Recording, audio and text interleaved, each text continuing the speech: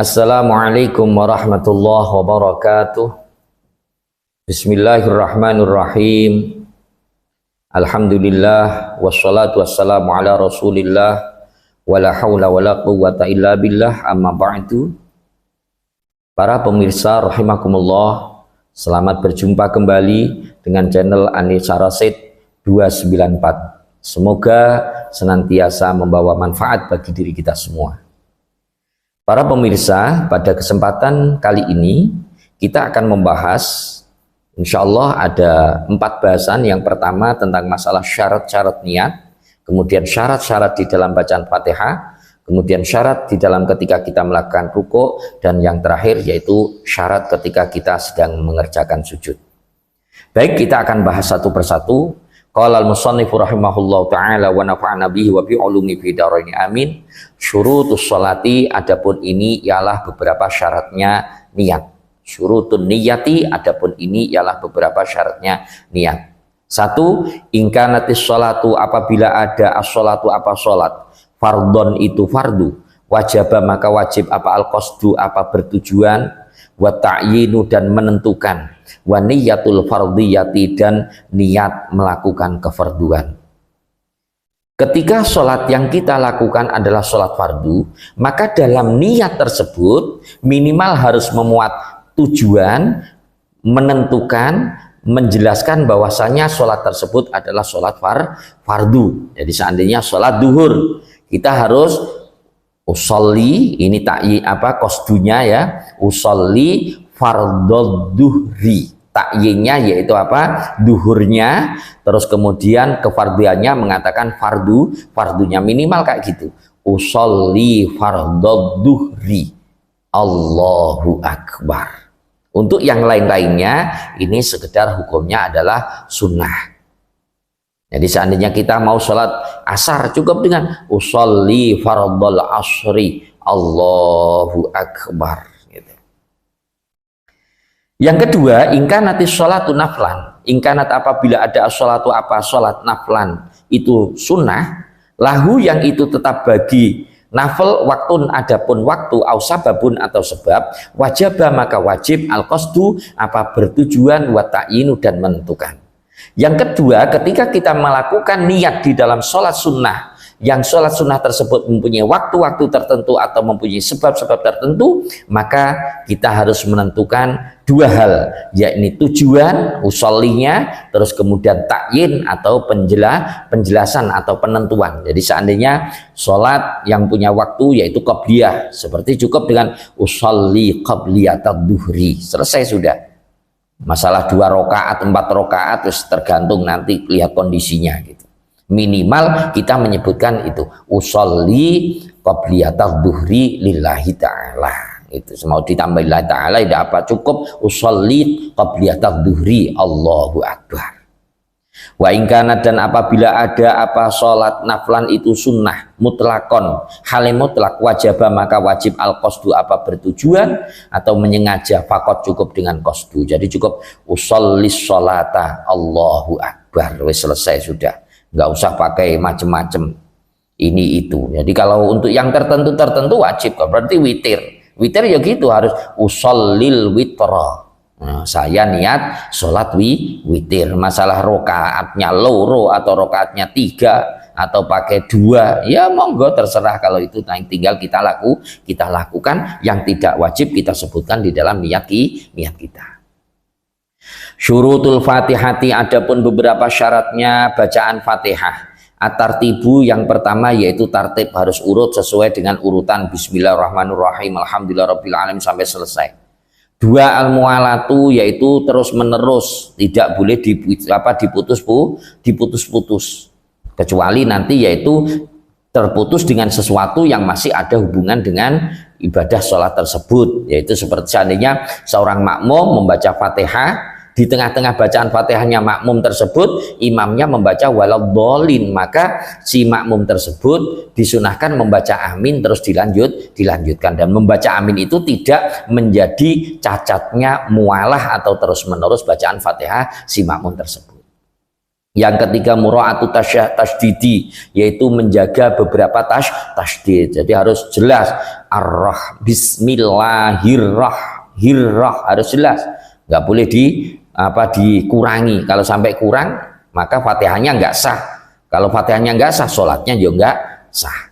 Yang keempat adamul lahni al-mukhili bil ma'na. Adamul lahni yaitu tidak adanya lahan al-mukhili yang mencacatkan bil makna dengan makna. Tidak ada bacaan-bacaan yang sampai merubah kepada arti. Seperti dirubah iyaka dirubah jadi iyaki, nggak sah itu Fatihahnya. Nah, bismillahirrahmanirrahim alhamdulillahirabbil alamin terus nanti iyaki na'budu, nggak boleh kalau kayak gitu. Itu merubah makna. Yang kelima ayyusma anafsahu qiraataha. Ini yang masuk dari mengatakan bahwasanya Fatihah termasuk rukun qauli. Ayyusmi'a yaitu hendaknya memperdengarkan siapa orang nafsahu kepada dirinya orang, qiraataha kepada bacaan Fatihah. Minimal dirinya harus mendengar, nggak boleh dalam hati.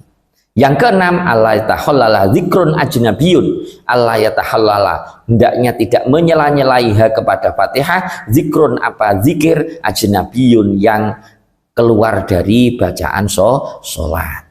Seperti yang saya contohkan tadi, yaitu kalau bacaan amin karena kita membaca amin karena bacaan Fatihahnya imam, ini bukan zikrun ajnabi, masih zikir yang masih dalam rangkaian di dalam bacaan Fatihah, makanya diperbolehkan. Inilah para pemirsa yang harus kita perhatikan ketika kita membaca Fatihah. Dan juga di sini perlu kami sampaikan, ya, ketika kita memang wakaf, ya wakaf, jangan wakaf tapi diwasolkan. Bismillahirrahmanirrahim, alhamdulillahirabbil alamin, arrahmanirrahim. Bukan kayak gitu caranya. Kalau memang mau dilanjutkan diwasolkan sekaligus. Bismillahirrahmanirrahim, alhamdulillahirabbil alamin, arrahmanirrahim. Nggak boleh mati tapi dilanjutkan. Itu namanya saktah. Itu melanggar aturan bacaan di dalam membaca Al-Quran. Nanti bisa merusak kepada Fatihah. Para pemirsa, selanjutnya kita akan membahas tentang masalah syarat-syarat ruku'. Syurutur ruku', ya adapun beberapa syaratnya ruku'. Yang pertama antana la rohatahu rukbataihi, antara hendaknya mengenai rohatahu apa kedua telapak tangannya orang, rukbataihi kepada kedua lututnya orang. Jadi minimal orang ruku' itu merunduk sampai minimal nanti kalau tangannya disentuhkan ke lutut ini nyampai, tapi posisi kakinya posisi tegak, bukan ditelkuk ke depan. Jadi contohnya seandainya kayak gini, ini minimal kayak demikian, ini minimal ini. Jadi dalam kondisi kayak gini ini minimal ini sudah. Kalau seandainya ruku' hanya berhenti gini, ini tangan belum nyampe, maka ketika tangannya nggak nyampe pada lutut maka tidak terkategorikan ruku'. Jadi minimal gini. Kalau yang sempurna kita ratakan di punggung kita ini menjadi rata. Yang kedua Allah yarfa'alahu wa yahfidhu ajuzahu wa yuqaddima sadrahu. Allah yarfa'ah hendaknya tidak mengangkat siapa orang a'lahu kepada bagian depannya orang, wa yahfidhu dan menurunkan ajuzahu kepada pantatnya orang, wa yuqaddima dan memajukan sadrahu kepada dadanya orang. Yang kedua syaratnya ruku', seseorang tidak boleh nanti ditekuk, ini tidak boleh. Jadi ini ditekuk gini, terusan kemudian yang ini diangkat ke depan, ininya kakinya nanti melekuk ke bawah. Nah ini nggak boleh. Jadi ini harus tegak, lurus kayak gini. Terus minimal, kalau kita pakai minimalnya, ini telapak tangan bisa nyentuh. Kalau selama masih ini belum nyentuh, berarti kayak gini, maka ini belum sah untuk terkategorikan ruku'. Jadi minimal ruku' ini telapak tangan bisa menyentuh. Syurutus sujudi, adapun beberapa syaratnya sujud.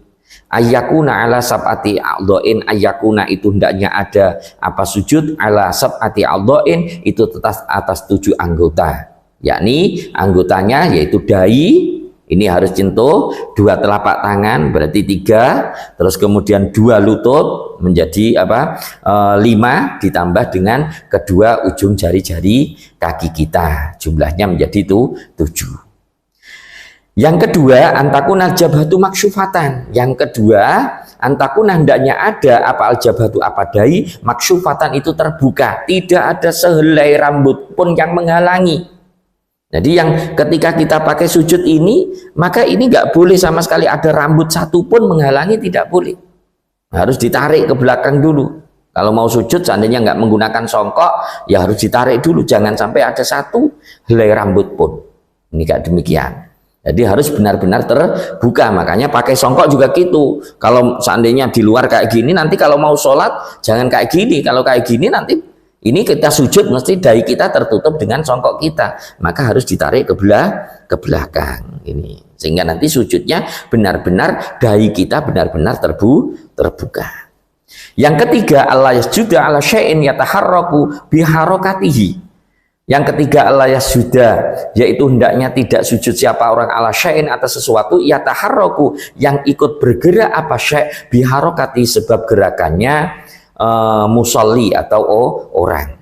Yang ketiga, tidak boleh sujud pada sesuatu yang ketika kita melakukan gerakan sholat sesuatu itu ikut bergerak. Contoh seandainya kita menggunakan sorban yang panjang. Nah ini ujungnya kan ketika kita berdiri, ketika kita duduk bergerak ujungnya. Ini kok seandainya maju ke depan, nanti kita sujud di sorban kita ini tidak sah.